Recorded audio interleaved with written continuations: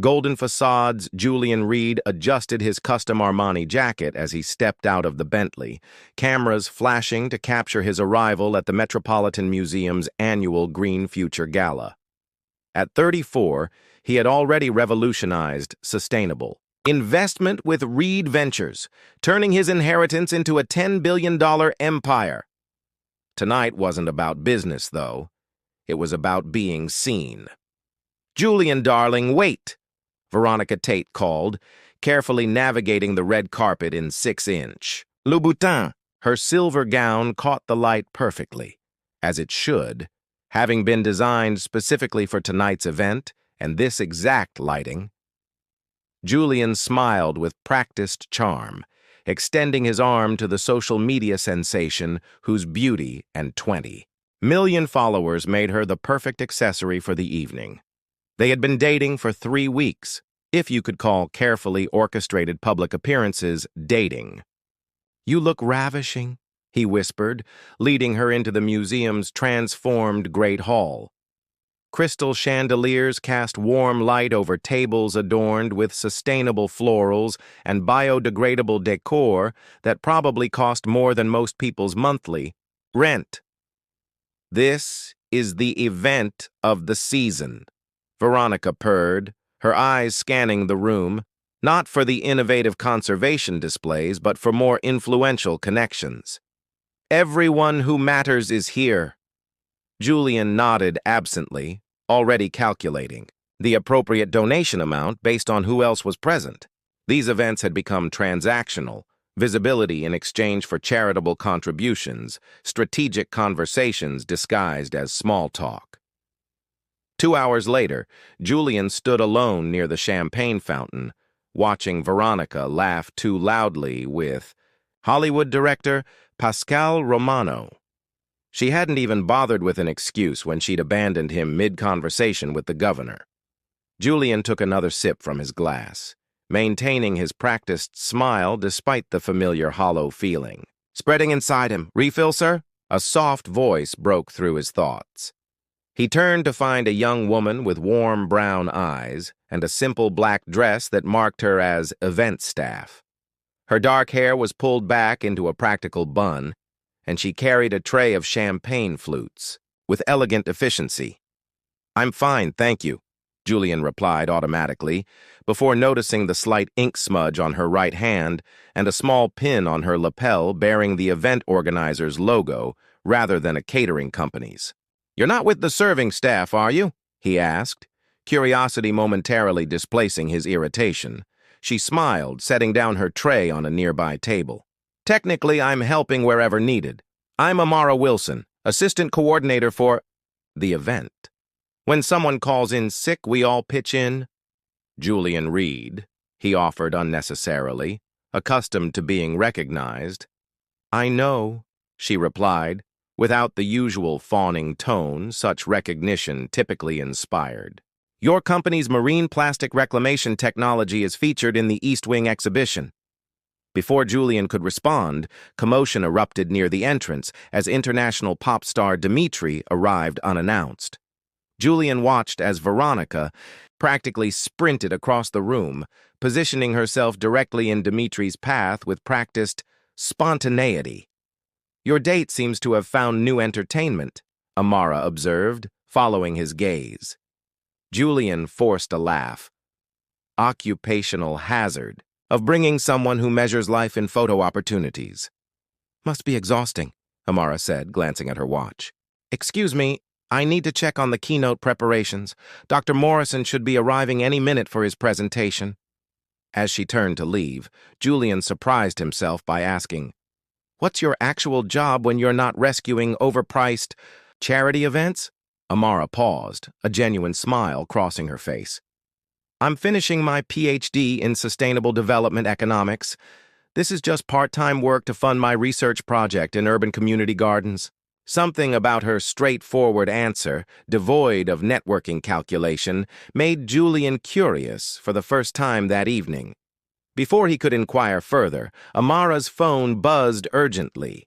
The slight widening of her eyes as she read the message suggested trouble. and little did Julian know how that trouble would transform the evening entirely. Unexpected spotlight Amara hurried through the exhibition hall, phone pressed to her ear as she absorbed the catastrophic news. Dr. Morrison, the renowned environmental scientist and keynote speaker, was stranded at JFK due to mechanical issues.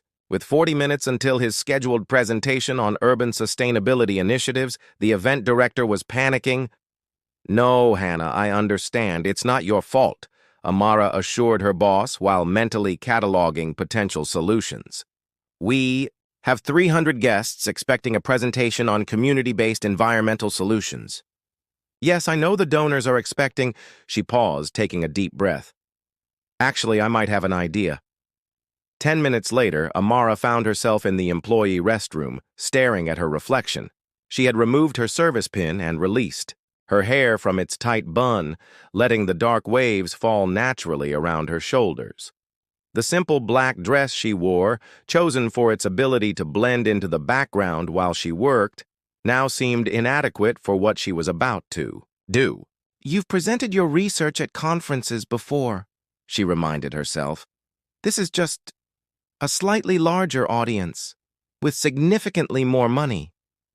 Her hands trembled slightly as she applied a touch of borrowed lipstick. A soft knock interrupted her pep talk. "Ms. Wilson?" The event coordinator's assistant peered in. "They're ready for you. The director says to keep it brief, 15 minutes max, just enough to satisfy the program requirements." Amara nodded, squaring her shoulders. Her dissertation research on community-driven environmental initiatives in urban settings wasn't just academic theory. It was her passion, built on 3 years of hands-on work in her neighborhood.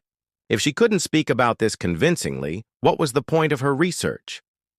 As she approached the stage, Amara caught sight of Julian Reed leaning against a marble column, looking bored as the museum director made apologetic announcements about the program change.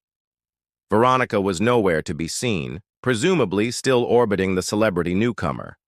Something about Julian's isolated stance amid the crowd of networkers struck her. Behind his practiced confidence, he seemed as out of place as she felt.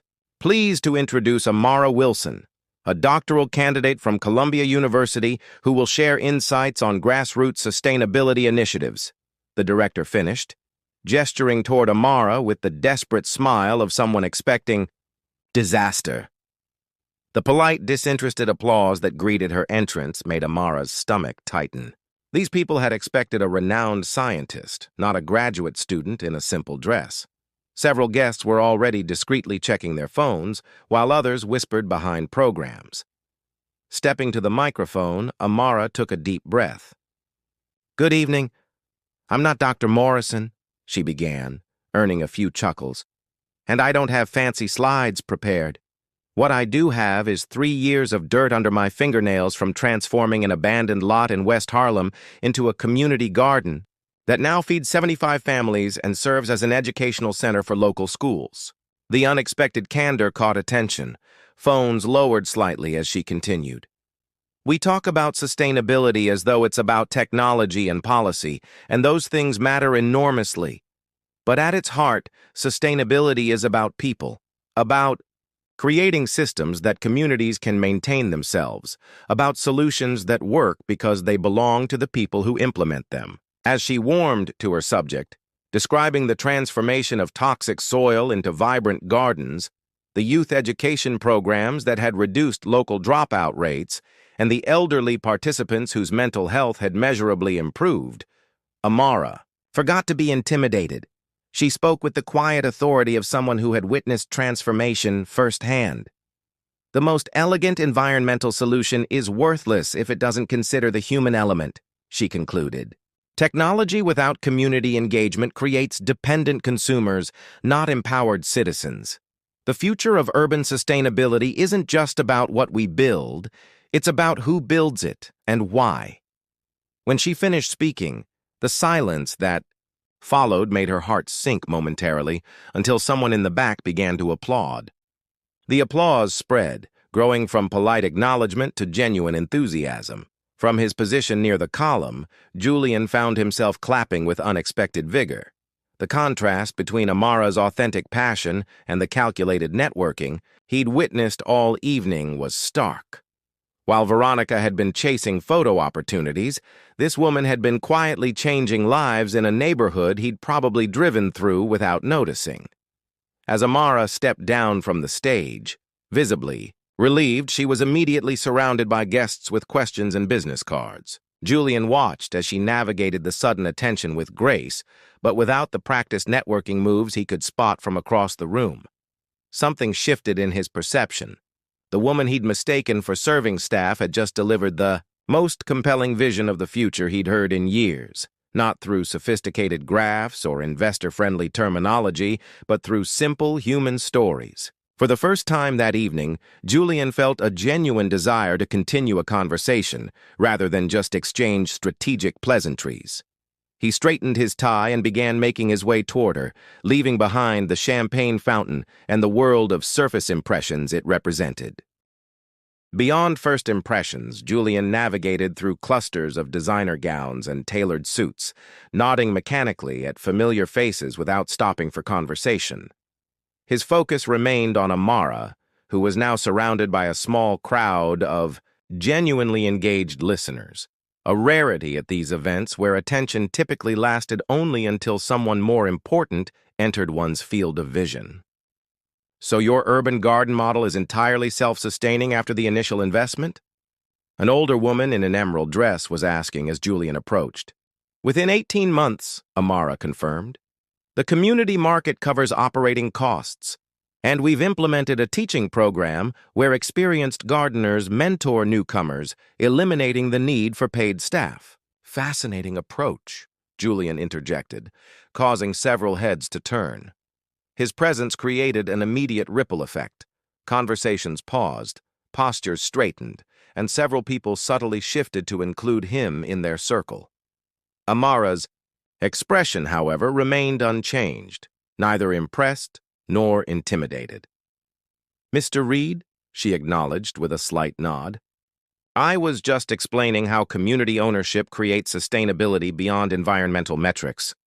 "I'd like to hear more," he said, his usual smooth confidence temporarily replaced by genuine curiosity. "Perhaps somewhere quieter?" The others quickly made excuses to step away, offering Julian their business cards before departing.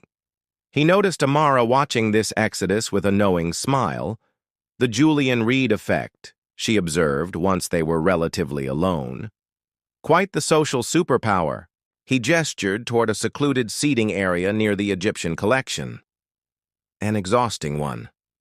Your presentation was remarkable, especially given the circumstances." "You mean for someone you mistook for catering staff?" Her tone was light, but pointed. Julian had the grace to look slightly abashed. "I deserved that, though in my defense, you were literally carrying a tray of champagne." "While you were literally being abandoned by a date who found better prospects," she countered, then immediately looked apologetic. "Sorry, that was uncalled for." To her surprise, Julian laughed, not his camera-ready chuckle, but something more spontaneous. "Touché. Veronica and I have a transactional relationship. She gets exposure to my connections. I suppose I get to maintain appearances." They reached the quiet alcove where ancient artifacts stood in stark contrast to the modern glitz of the gala. Julian loosened his bow tie slightly, a small gesture that seemed to symbolize a shift from public persona to something more authentic. "Your community garden project," he began. "It's not just academic research, is it? You speak about it differently than most academics I encounter." Amara studied him, seeming to evaluate whether his interest was genuine. "It started as research but became personal. I grew up in foster care, 7 homes by the time I was 16. Never had roots anywhere, literally or figuratively." She smiled at her own wordplay. "When I started working with community gardens, in graduate school I saw how growing things connected people to places and to each other." Julian absorbed this information, trying to reconcile it with his initial impression of her. And now you're pursuing a PhD while simultaneously running a nonprofit and working event coordination? The event work is temporary, just helping fund the garden until our grant applications come through, she explained. Academia pays for my research, but not for actual implementation. What's your success rate with grants? He asked, slipping unconsciously into business mode. Amara's expression cooled slightly. About 15%. Sustainable community development isn't as sexy as tech solutions or global initiatives. Small-scale, human-centered projects don't generate the metrics that attract major funding. Julian recognized her withdrawal. She thought he was evaluating her work as an investment opportunity. Another transaction. The realization bothered him more than it should have. I'd like to see it, he said abruptly. See what? Your garden project. Not as a potential investor, he clarified quickly, just as someone interested in understanding what you're building. Amara's skepticism was evident. Mr. Reed, Julian, he corrected. Julian, she conceded. I appreciate networking, enthusiasm, but let's be realistic. People like you don't typically spend their valuable time touring community gardens in West Harlem. People like me, he repeated, finding himself genuinely stung by the categorization. And what exactly am I like in your assessment? Amara hesitated, then answered with disarming honesty. Someone whose world operates at a different altitude. Your smallest decisions affect thousands of people. You move millions with a signature. You date women who measure success in followers and designer collaborations. She gestured around them. This is your natural habitat, not getting dirt under your fingernails with community volunteers. Instead of being offended, Julian felt a strange relief at her perception. It wasn't wrong, but it wasn't complete either. Before he could respond, his phone vibrated. The screen displayed Veronica's message. Leaving with Dimitri for after-party at Skyline. Call car for yourself? XO Amara caught the message and raised an eyebrow. Duty calls? Julian pocketed his phone without responding to the text. Actually, I'm exactly where I want to be. He met her gaze directly. Thursday morning. I'll bring coffee and appropriate shoes for gardening. Just tell me where and when. She studied him with renewed interest, as though trying to decode his true motives. 9 a.m., corner of 137th and Broadway. But fair warning, we compost on Thursdays. I'll manage, Julian replied, surprising himself with how much he meant it.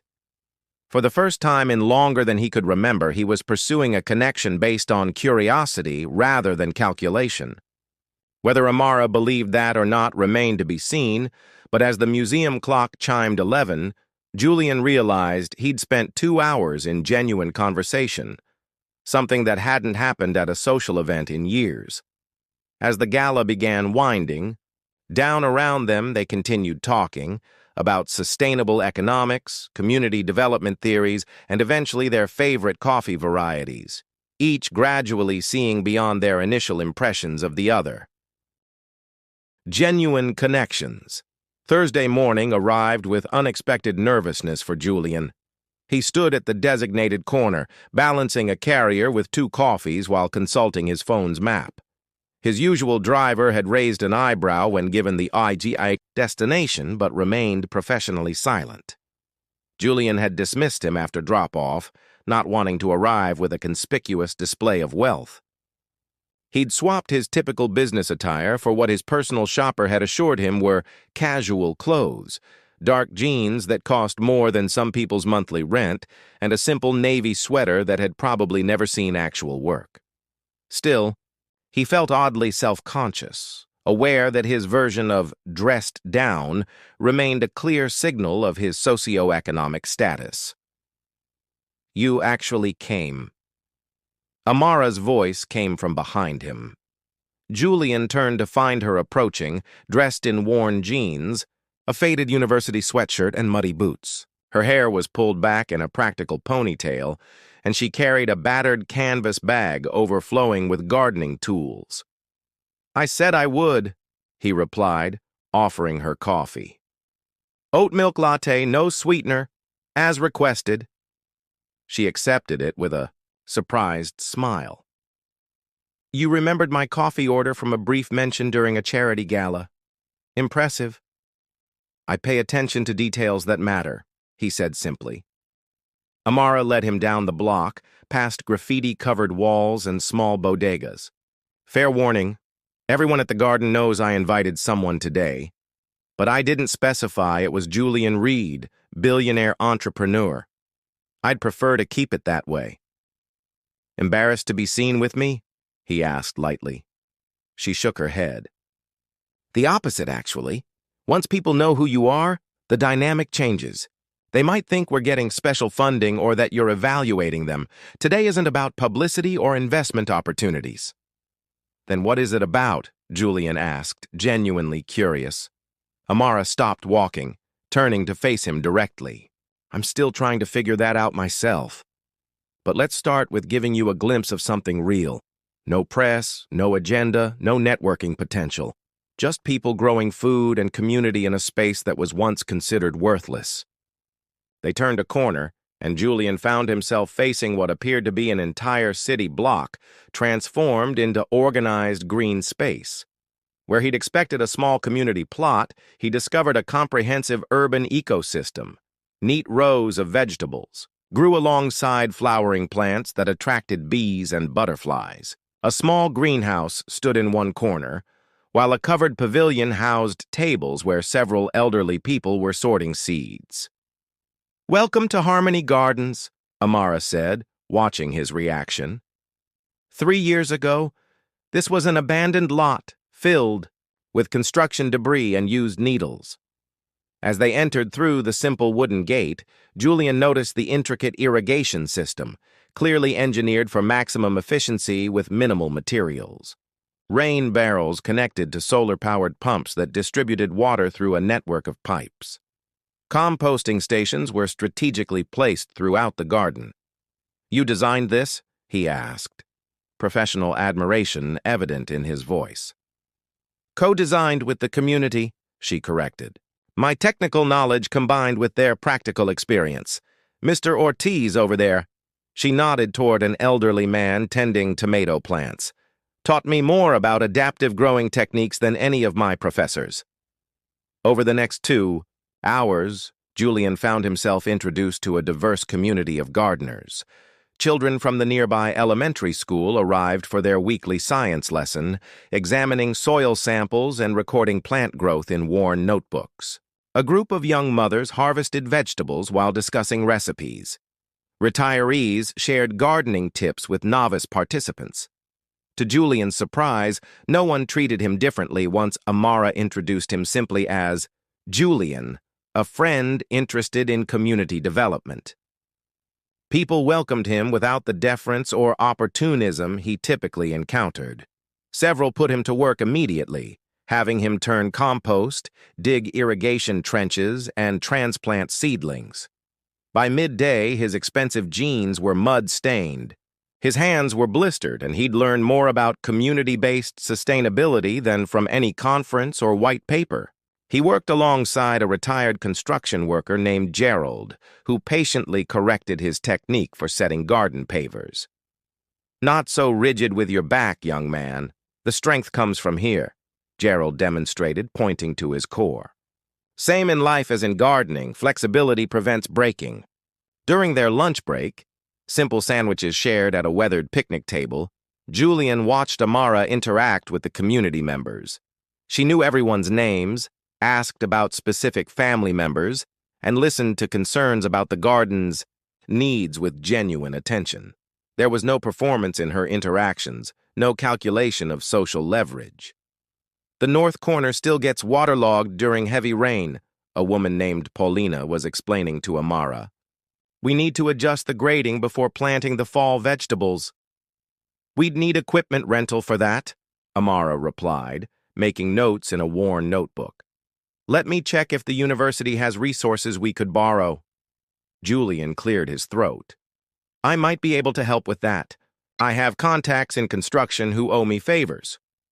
Both women looked at him with surprise. "Not throwing money at the problem," he clarified quickly, understanding Amara's expression. "Just connections. Sometimes knowing the right people who have the right equipment is more valuable than funding." Paulina nodded appreciatively, while Amara studied him with newfound interest. As the afternoon progressed, Julian found himself engaged in conversations unlike any he typically had, discussions about neighborhood challenges, educational barriers for local children, and innovative approaches to food insecurity. No one asked about his investment portfolio or sought introductions to his network. They simply included him in their community for the day. When it was time to leave, Julian found himself reluctant to go. He helped clean tools and store equipment, working alongside teenagers who teased each other good-naturedly as they completed their assigned tasks. "So," Amara said as they walked back toward the main street where Julian could call for his car, "was it what you expected?" He considered her question carefully. "No," he admitted. "It was much more comprehensive. You've created something remarkable here, not just environmentally sustainable, but socially resilient." "We created it," she corrected. "That's the whole point. No single expert or funder could have built this. It required collective knowledge and commitment." They reached the corner where they'd met that morning, now standing in the golden light of late afternoon. Julian looked down at his dirty clothes and blistered hands with an unexpected sense of satisfaction. "Thank you," he said simply, "for letting me see beyond the surface." Amara smiled, the most genuine expression he'd seen from her.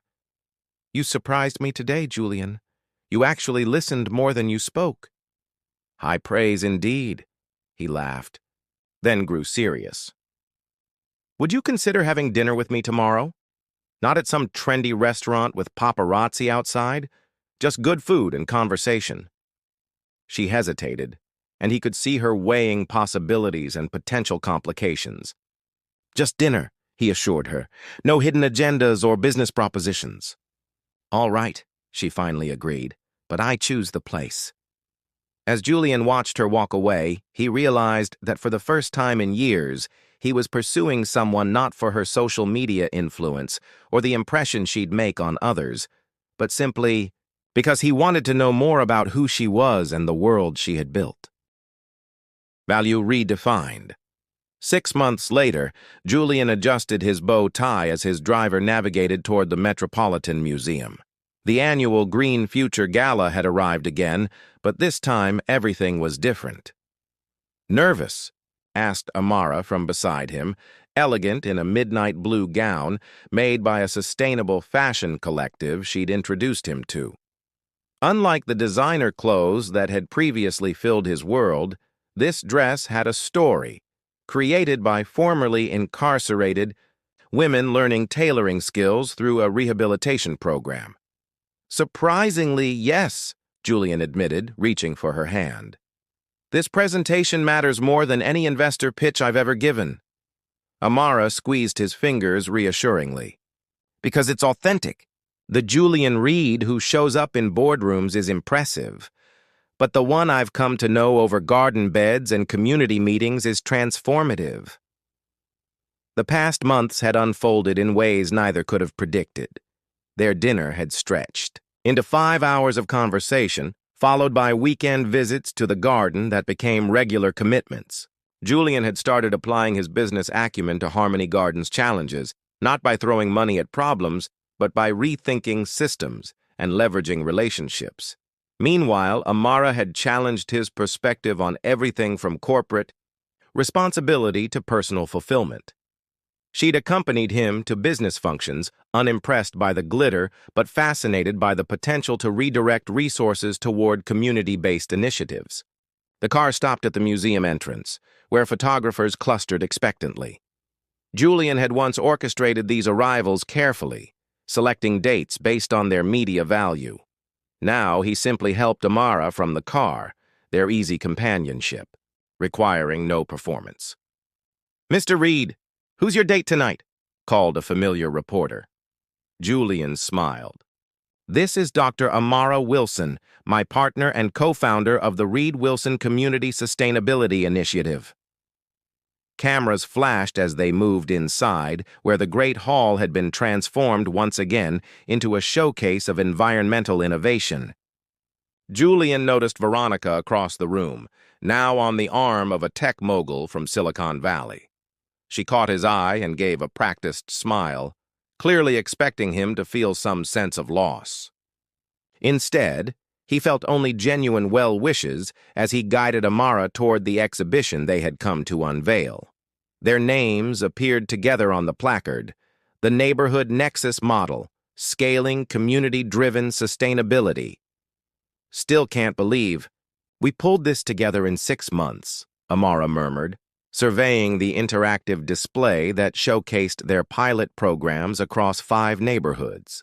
You had the vision, I just provided infrastructure, Julian replied.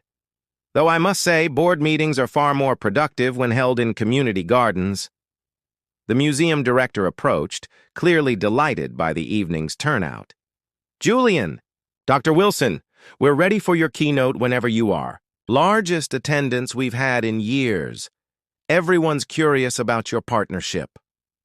As they made their way toward the stage, Julian reflected on the transformation in his life. The man who had once measured success through stock prices and social appearances now found deeper satisfaction in community impact metrics and genuine relationships.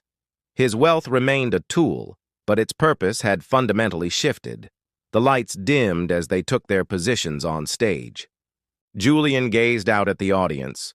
Familiar faces from his business world now mingled with community leaders from Harmony Gardens and the expansion sites they'd established. Good evening, he began, his confident voice carrying through the hall. A year ago, I stood in this room surrounded by innovation but disconnected from purpose. I had built a company valued at billions without understanding the true meaning of value itself. He gestured toward Amara. Then I met someone who showed me that real worth isn't measured in market capitalization or social influence, but in human connection and community resilience. Amara stepped forward to join him. The Neighborhood Nexus model represents a new approach to sustainable development, she explained. It combines traditional investment capital with community ownership structures, ensuring that environmental initiatives generate both ecological and social returns.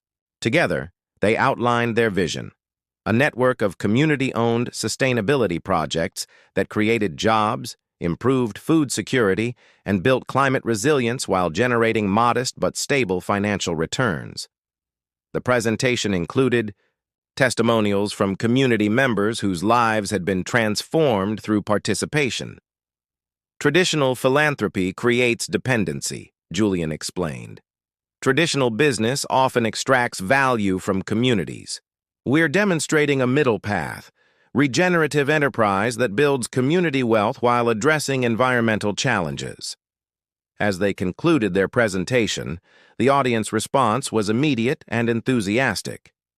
Business leaders approached with partnership proposals. Community organizers requested implementation guides. Environmental scientists offered collaboration opportunities. Later that evening, Julian and Amara escaped the crowd for a moment of quiet in the same alcove where they had spoken the previous year. Remember when you accused me of being someone who lives at a different altitude? Julian asked, tucking a strand of hair behind her ear. Amara smiled. I wasn't wrong. You do operate at a different scale than most people. I just didn't realize that altitude could be redirected. You know what I've learned? He said, taking both her hands in his. True elegance isn't about appearances or impressing others. It's about authenticity and purpose. The woman everyone once overlooked has become not just the queen of one evening, but the architect of meaningful change. We're architects together, she corrected gently.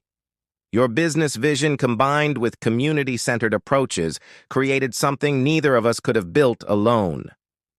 A museum attendant approached hesitantly. Excuse me, Mr. Reed, Dr. Wilson, the governor is asking to speak with you about implementing your model statewide, They shared a look of mutual understanding before returning to the gala, moving through the glittering crowd not as separate individuals seeking validation, but as partners with a shared vision that transcended the superficial metrics of success that had once defined Julian's world.